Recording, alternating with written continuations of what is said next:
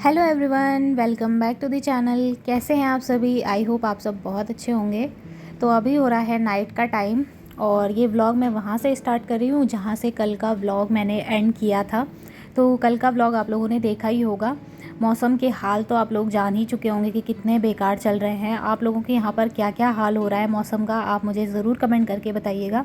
और हमारे यहाँ का तो बस अब ये है कि बारिश बंद होने का नाम नहीं ले रही है, कुछ ना कुछ तो वो करेगी ही। और डर भी बहुत ज़्यादा बना हुआ है।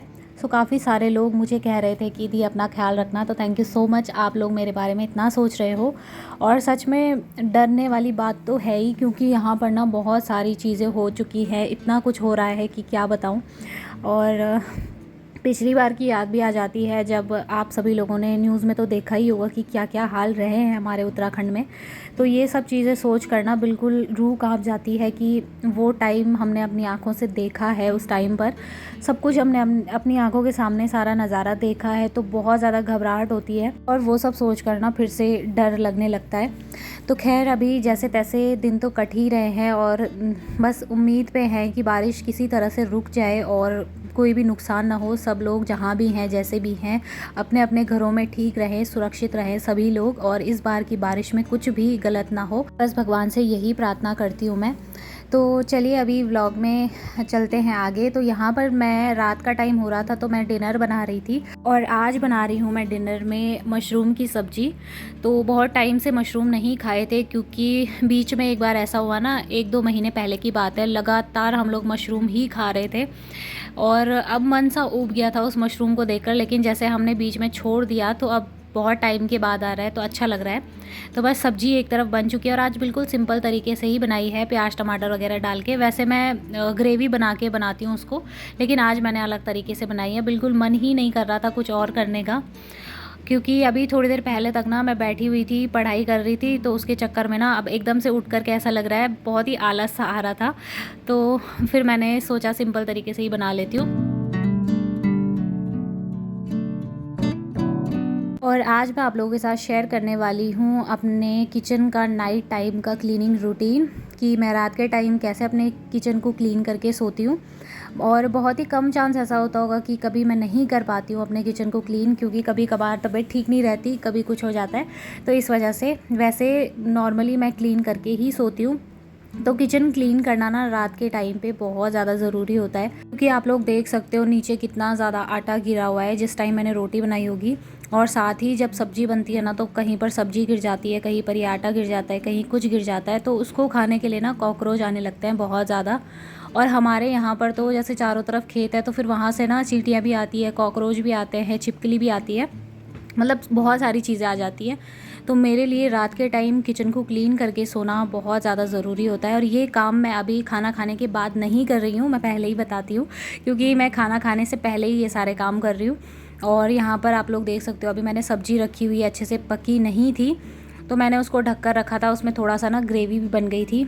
और उसके बाद क्या हुआ, मैंने खाना बाहर रख दिया था रूम में, और वहीं पर नीचे बैठ के हम लोग खाना खाते हैं। तो यहाँ पर जब गैस ठंडा हो गया था ना बिल्कुल, तब मैंने यहाँ पर क्लीनिंग करी है, क्योंकि जब गरम गरम गैस रहता है तो उस टाइम पर कभी भी साफ़ नहीं करना चाहिए गैस को, और जब वो ठंडा हो जाए तो तभी गैस को क्लीन करना चाहिए। फिर मैंने यहाँ पर अच्छे से गैस को उठाकर उसके नीचे से क्लीन किया। और रात के टाइम के लिए ना मैं हमेशा एक सॉल्यूशन बनाकर रखती थी, लेकिन स्प्रे बॉटल पता नहीं कुछ दिनों से मेरी गायब हो रखी है।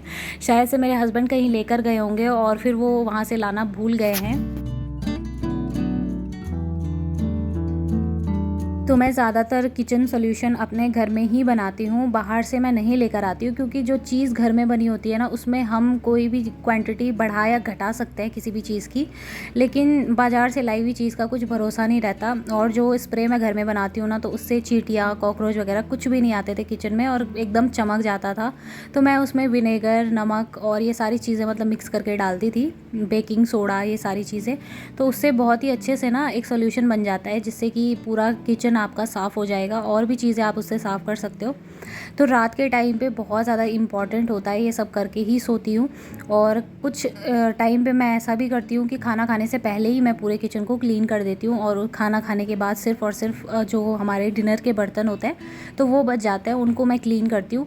तो अभी काउंटर टॉप अच्छे से साफ़ कर दिया है जहाँ पर कि मैंने रोटी बनाई थी, और गैस वगैरह भी अच्छे से क्लीन कर दिया है। ख़ास कर कि जो ये गैस के नीचे कॉर्नर आप लोग देख पा रहे होंगे, तो ये कॉर्नर ऐसे होते हैं जहाँ पर आटा जम जाता है या कोई भी चीज़, और वहाँ पर हमारा उतना ध्यान भी नहीं जाता। और ये काउंटर टॉप है तो इसका भी कॉर्नर मुझे अच्छे से क्लीन करना होता है, वहाँ पर भी बहुत सारी चीज़ें लग जाती हैं। तो बस सारा काम कर लेने के बाद में हम लोगों ने खाना खा लिया था, डिनर हो गया था हमारा, और मैंने सारे बर्तन भी वॉश कर दिए थे।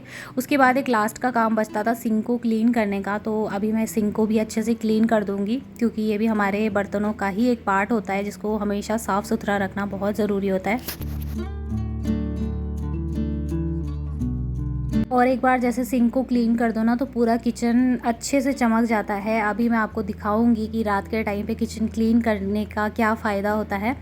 तो ये देखिए, आप लोग देख पा रहे होंगे एकदम किचन चमक रहा है, और जैसा अभी चमक रहा है बिल्कुल सेम वैसा ही सुबह तक रहता है। तो मॉर्निंग में ना जब हम किचन में घुसते हैं तो एकदम फ्रेश लगता है, क्योंकि आप पूरे दिन भर किचन में काम करोगे, ये आपको पता रहता है, आपके दिमाग में ये चीज़ फिट रहती है कि हमें आज पूरे दिन भर काम करना है। लेकिन अगर किचन बिखरा हुआ हो ना तो पूरा दिन बेकार चला जाएगा ऐसा बिखरा हुआ किचन देखकर। तो अगर रात को ऐसे समेट के रखो, साफ़ करके रखो, तो मॉर्निंग में बिल्कुल अच्छा लगता है, और एक तरफ से ना टेंशन फ्री हो जाते हैं हम कि चलो थोड़ा साफ़ सुथरा है, अब हम काम स्टार्ट करते हैं। क्योंकि कोई भी चीज़ हो हमें अच्छे से मैनेज की हुई अच्छी लगती है, और बहुत ज़्यादा बिखरी हुई चीज़ें देखने में भी सही नहीं लगती। तो आप लोग बताइए आप लोगों को कैसा लग रहा है, और इसमें अगर कोई भूल हो रही है या कुछ मैं मिस करती हूँ तो आप लोग मुझे ज़रूर कमेंट करके बताया करिए कि मुझे क्या करना चाहिए जिससे कि और भी अच्छे से मैं क्लीन कर पाऊँ।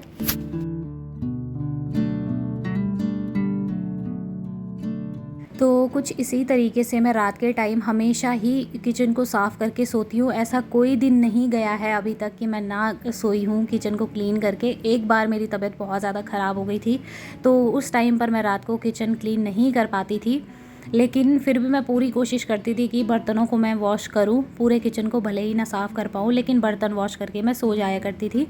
तो बस अभी यहाँ पर मैं आप लोगों को पूरे किचन का व्यू दिखा रही थी, और काफ़ी सारे लोग मुझसे कह रहे थे कि दी ये मटका जो है इसको गैस के बगल पे मत रखो।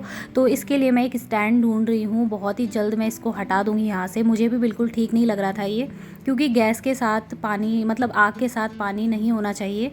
तो ये चीज़ मैं जानती हूँ, लेकिन फिर भी मैं कर नहीं पा रही थी कुछ भी, क्योंकि इसका स्टैंड मुझे मिल ही नहीं पा रहा था। और एक मैंने ऑर्डर भी किया था तो वो बहुत छोटा आया, उसमें ये रख नहीं पाई मैं, तो मैंने उसको रिटर्न करवा दिया था।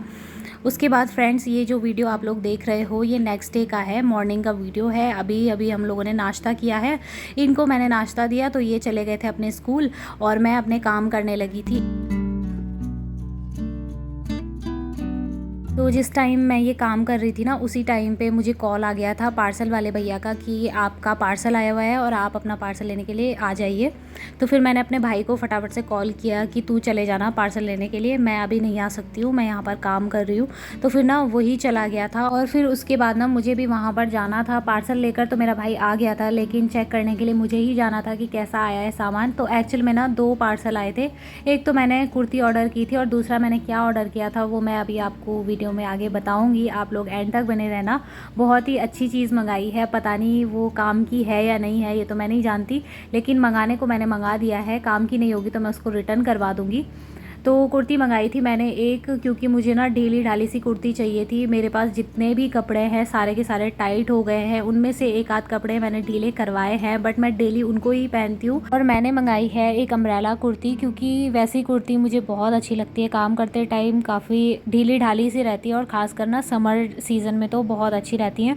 कहीं आने जाने के लिए हो गया तो मुझे बहुत कंफर्टेबल लगती हैं वो, तो मैंने इसलिए मंगाई है। एक है मेरे पास, मीशो से ही मंगाई थी वो वाली भी बहुत प्यारी है, पिंक कलर की कुर्ती, आपने देखी भी होगी। तो ये वाली भी बहुत प्यारी लग रही थी। और यहाँ पर मैं अपनी मम्मी के साथ में कुछ बात कर रही थी, पता नहीं कुछ कह रही थी मम्मी कि इसको थोड़ा सा टाइट करना है, तो मैं वही बोल रही थी कि ज़्यादा टाइट नहीं करना है, बहुत अच्छी लग रही है, ढीली ढीली मुझे अच्छी लगती है, एकदम टाइट भी अच्छी नहीं लगती। तो भाई मेरी वीडियो शूट कर रहा था और मुझे पता नहीं चला कि वो वीडियो बना रहा है। देखिए ये मैंने मीशो से मंगाई है। अभी इसका कलर वगैरह सब उतरेगा या नहीं मुझे नहीं पता, लेकिन कुर्ती बहुत प्यारी है, इसका कपड़ा इतना प्यारा है। और ये देखिए स्लीव्स पर भी इस तरह से डिज़ाइन बना हुआ है और इस पर बटन नहीं है लेकिन डिज़ाइन बना हुआ है। तो बहुत ही प्यारी है, काफ़ी अच्छी कुर्ती है और ख़ासकर इसका कपड़ा बहुत अच्छा है, बिल्कुल पतला वाला कपड़ा नहीं है। और ये है मेरा सेकंड ऑर्डर जिसके लिए मैं सबसे ज़्यादा एक्साइटेड थी। तो ये मंगाया है मैंने फ़्लिपकार्ट से। और ये है एक रोटी मेकर, और रोटी मेकर मैंने मंगाया है क्योंकि मुझे इसको ट्राई करके देखना था। बहुत सारे मैंने इसके रिव्यू देखे थे लेकिन सभी लोग कह रहे थे कि ये बिल्कुल ख़राब है, कोई काम का नहीं होता, एकदम यूज़लेस है। तो फिर भी मैंने कहा कि चलो मंगा के देख लेते हैं, क्योंकि कभी कभार घर में बहुत ज़्यादा लोग आ जाते हैं या फिर जैसे कि पढ़ने वाले हैं हम लोग हैं, तो फटाफट से इसमें रोटियाँ बनाई और सीधे तवे पे पका दी। तो ये भी एक हिसाब से बहुत ही जल्दी टाइम सेव कर सकता है। तो बस इसलिए भी मैंने इसको मंगाया। और एक और रीज़न है इसको मंगाने का कि मैं इसको मंगाने के बाद चलाना सीखना चाहती थी कि इसमें अच्छे से रोटी बनेगी नहीं बनेगी। अगर मुझसे इसमें अच्छे से बन जाती है तो फिर मैं अपनी मम्मी को सिखाऊंगी, और अगर मेरी मम्मी अच्छे से सीख जाएगी तो फिर डेफ़िनेटली अपनी मम्मी के लिए भी एक मंगाऊंगी मैं, क्योंकि मेरी मम्मी के हाथों में बहुत दर्द होता है। तो उनके लिए मैंने सोचा था मंगाने का। लेकिन जब मैंने मम्मी को ये दिखाया ना तो मम्मी कह रही थी नहीं मुझे इसकी ज़रूरत नहीं है, मैं हाथ से ही बना लूँगी, चाहे कैसे भी हो रहा हो, दर्द हो कुछ भी हो, मैं हाथ से बना लूँगी। क्योंकि मम्मी से ही इसमें नहीं बन पा रही थी रोटी। तो फिर मैंने कहा चलो कोई बात नहीं, धीरे धीरे करके आप सीख जाओगे। यहाँ पर देखिए इस पर एक रेड कलर का बटन है जो कि जब ये बहुत ज़्यादा गर्म हो जाएगा ना तो उसको दिखाएगा। तो बस यहाँ पर मुझे बहुत ही प्यारा लग रहा था ये, और मम्मी को ख़ास पसंद नहीं आया।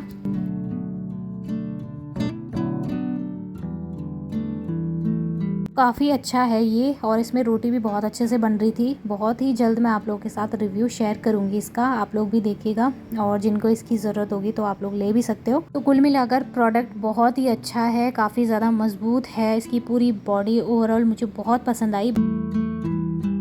और मुझे तो ये बहुत ज़्यादा पसंद आया क्योंकि इसमें मैंने रोटियां बनाकर देखी तो बहुत ही सॉफ्ट बनी और बहुत ही अच्छे से बनी, बिल्कुल भी चिपकी नहीं, ख़राब नहीं हुई, बहुत अच्छे से बन गई थी। तो चलिए फ्रेंड्स, इस वीडियो को मैं यहीं पर एंड कर देती हूँ। उम्मीद करती हूँ आज का ये वीडियो आप लोगों को पसंद आया होगा। वीडियो पसंद आए तो वीडियो को लाइक और मेरे चैनल को सब्सक्राइब ज़रूर करें।